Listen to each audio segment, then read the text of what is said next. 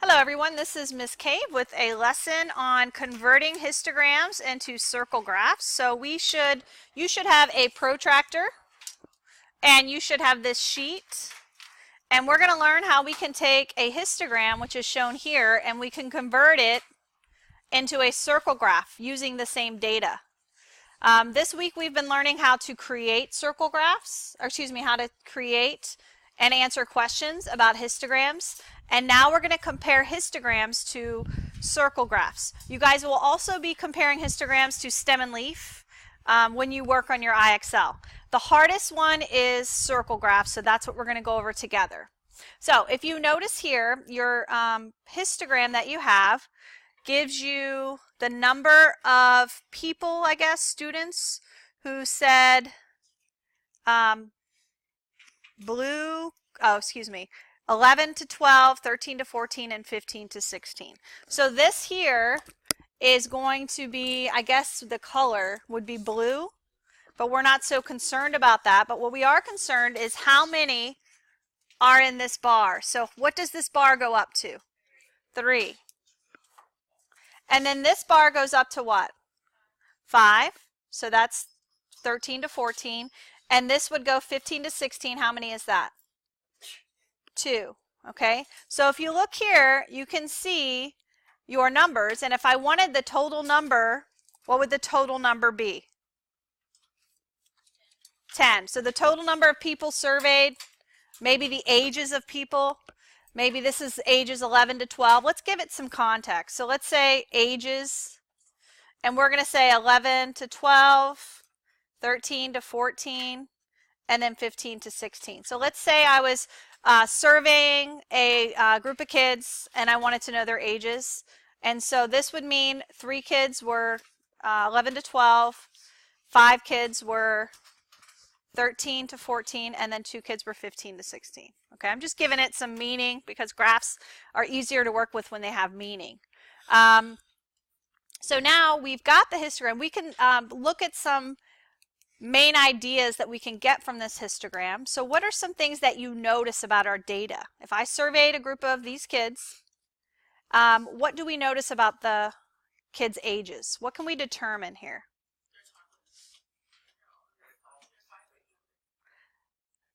Brianna says they're 5 and younger. That is not true.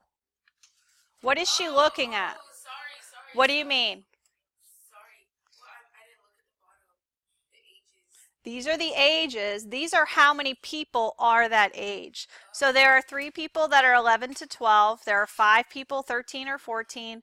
And there are 2 people 15 to 16. Okay? So what can we say is true about this graph? Sanjayla? Yeah, there were more kids who were 13 or 14 than the other age ranges. Okay, what else could we say about the graph? What's another true fact? What age range contained the fewest number of students? 15 to 16. You could also say that there were the same number of kids who were 11 and 12 and 15 and 16 as 13 to 14, right? Because if I add the 3 and the 2, the 3 from the 11 to 12 age group and the 2 from the 15 to 16 age group, I get 5, which is the same thing that I have for the 13-14 group. Okay, so now that we have looked at this, we're going to go ahead and convert. We're going to go backwards. Remember we made a frequency table to make a histogram? Now I'm going to make a frequency table from the histogram so that I can make a circle graph. So the frequency of 11 to 12-year-olds, how many 11 or 12-year-olds were there? 3, so you just put a 3. And 13 to 14? 5. And 15 to 16? 2. So then 11 to 16 would be the total, and the total would be 10. That total is really important. Okay? So now, using our frequency, we're going to get the percent. We're going to get the percent by taking the frequency and writing it over the total. Okay? Because 3 out of how many students were 11 to 12? 3 out of 10. So you're going to write, I want you to go ahead and write how you do it so you remember. 3 out of 10 And what I'm going to do is I'm going to change that to a percent. Watch this. I'm going to change it to a percent. So I'm going to take the frequency, which is 3, divide it by the total, which is 10, and then it says multiply by 100.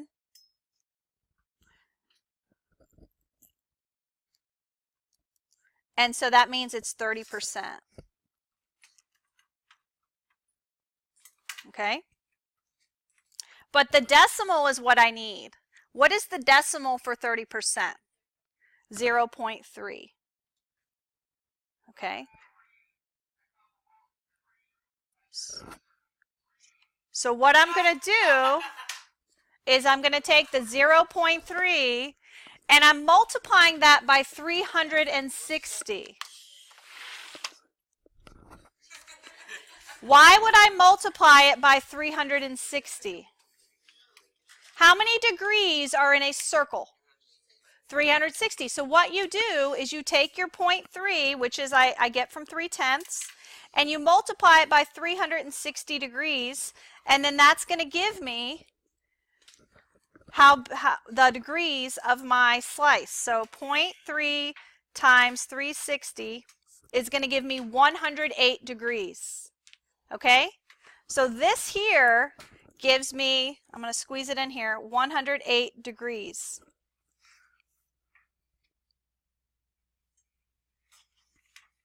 Make sense? Kind of. Okay, I know. It's a little strange, but you'll see. So now let's go ahead with the next one. 5 out of 10. And I'm going to keep this one actually as a decimal to make it easier. 0.5. So that's my 0.5. And then I'm going to take 0.5. I'm going to multiply it by 360. And then 0.5 times 360 is 180. Okay? So that says 108 and that says 180. And then for orange, 15 to 16, it's going to be 2 over 10, which is 0.2, which is 20%. So I'm going to take my 0.2 and I'm going to multiply it by 360. And I'm going to get 72 degrees. So what I'm doing is I'm getting the degrees that I need in my circle graph so I can match it. And then the total would be 10 over 10, which is 1.0, which is all of it, right? We're just getting the total, which would be your 360 degrees. Because what we're doing, every circle has 360 degrees. And we're breaking our numbers, we're turning them into degrees. We're finding out what they are out of 360 instead of out of 10. So now we're going to get to the part where we're going to make our graph. So we have everything that we need to do it. So I'm going to take my protractor, and you see the first one says 108. I'm going to take my protractor, I'm going to place my protractor on that dot, just like that. See that? Okay. Place your protractor, the center on the dot, place this line. You see how it lines up there? Everybody do that? Help those around you if you can't tell how to do it. So you put the center, see how I put the center part there? I lined it up there. So I don't want to have it like that. You have it lined up just like that. And now I'm going to look at my degrees, starting with 0 going up. See, I'm going to look at the ones on the bottom. See how they're going up? 60, 70, 80, 90, 100. So I'm going to what number? 108. So you're starting, don't start with the big numbers because that would be a different type of angle. You're going to start right here because this is your 0. You're going to go up, you're going to go to 108. And what I'm going to do is I'm going to mark, see 100 and 108 right there? 100, 100, or excuse me, 100, 110. I'm going to put a mark about where 108 is on my paper, just like that. See what I did? I lined it up here. I lined up my line, and then I looked at where 108 was on the protractor, And I made a little dash there so that I'm going to do something with that in a minute. I'm just using it as a guideline. And then now that I've done that, I'm going to pick up my protractor and I'm going to use the straight edge and I'm going to take the center of my circle and I'm going to line it up. I'm going to make a straight line between that point and the center of my circle. See how I lined it up? I'm not going to draw it all the way across. I'm only going to draw it inside my circle. So right there. Okay? So this represents ages 11 to 12. And this is 30% of our circle. Okay?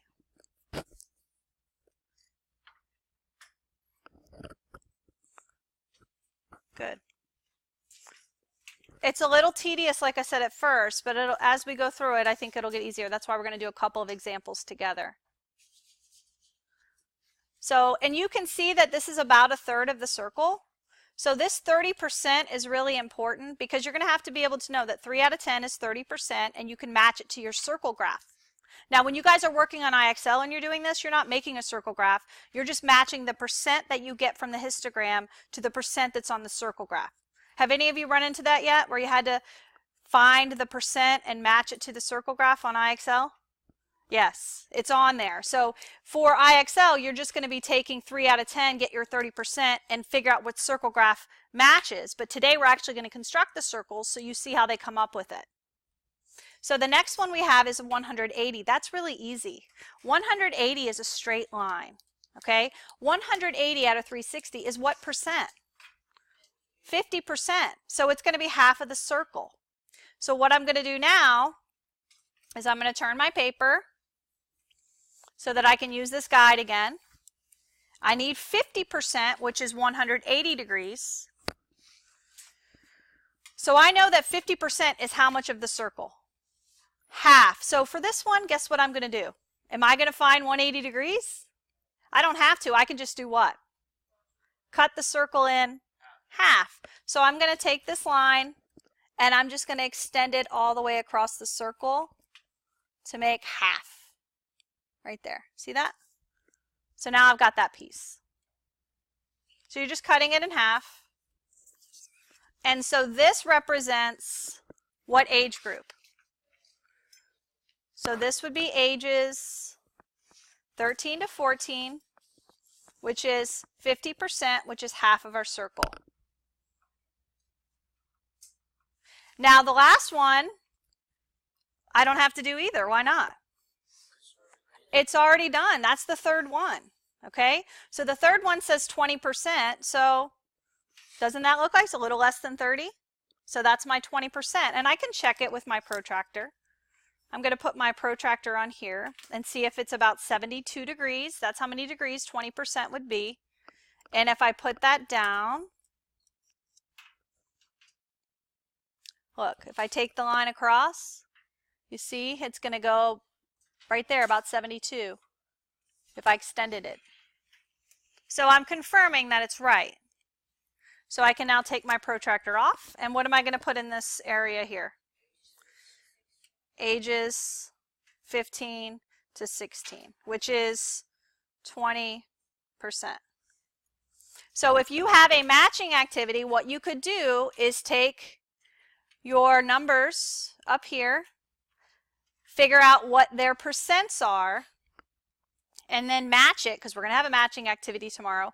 You're going to match it to the circle. It's a lot easier than drawing it, but I want us to get the feeling of what it's like to draw the circle graphs from the histogram. All right, we're going to try another one now. So we're going to go to the right. Now we're looking at, we're going to say this is test scores on the right. We good? If you want to color this in later, fabulous. We're not doing that today. Okay. So this one here is 60 to 69, 70 to 79, 80 to 89. So I would say this is probably test scores. Okay, so we'll say that's test scores. Let's give it meaning. So how many students scored between a 60 to a 69? 20. And how about a 70 to a 79? 60. And then an 80 to 89? 80.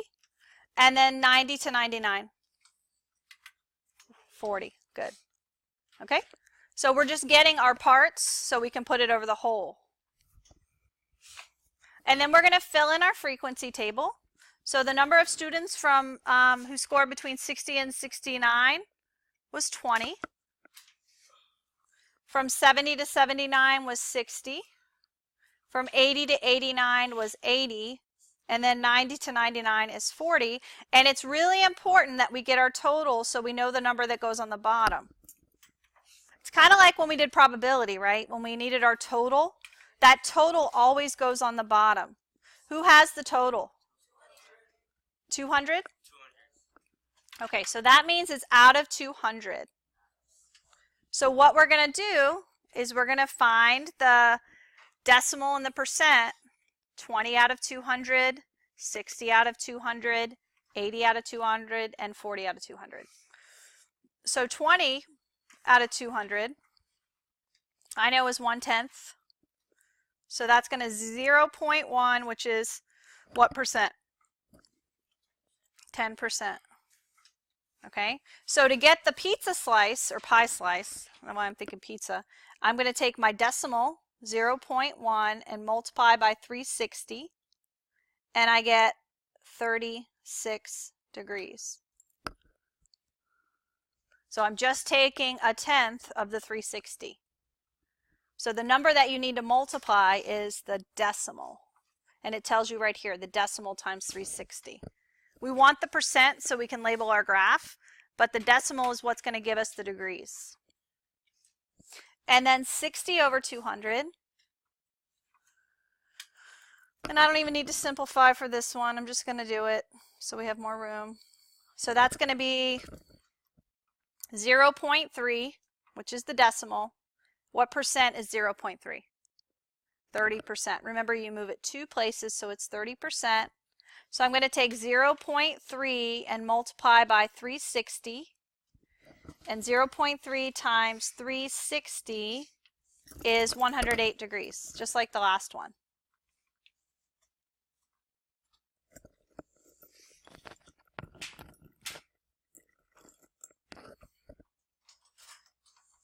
So again, to get the degrees, we take the decimal, we get the frequency divided by the total. That gives us the decimal. We multiply the decimal by 360. Okay, so orange, or 80 to 90, would be 80 over 200. 80 divided by 200 is equal to 0.4. That's our decimal. That's 40%. So we're going to multiply 0.4 times 360. And I get 144 degrees. So this time we're going to have to do 3 of them to get the fourth. We're not going to be able to just do one because none of them are 180. This one's a little more complicated. And then for 90 to 99, we're going to take 40 over 200. And I'm going to divide 40 by 200. And I get 0.2. That's my decimal. But I know that's 20% because to change from a decimal to percent, I move it 2 places to the right.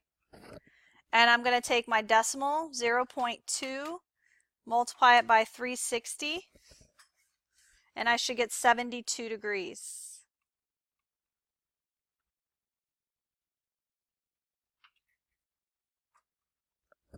Okay. And then 200 is easy, right? 200 over 200 is what? What percent? 100. That's all of it, right? That's how we got our total. That's the number that we got to put on the bottom.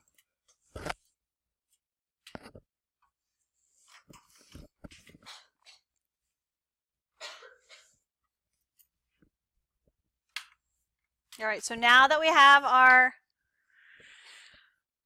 degrees, we're going to go down here and do this on our graph. So I'm going to take my protractor.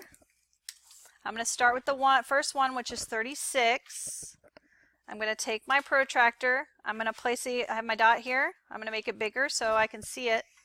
I'm going to place my protractor on that dot, the center, and I'm placing this line on the line that it's given. See how I'm lining it up? The first step is to line up your protractor like that. And then I'm going to get 36 degrees. So I know it's kind of hard to see with the writing, but this is 10, 20, 30, that's 40. So I'm going to make a little line where 36 would be.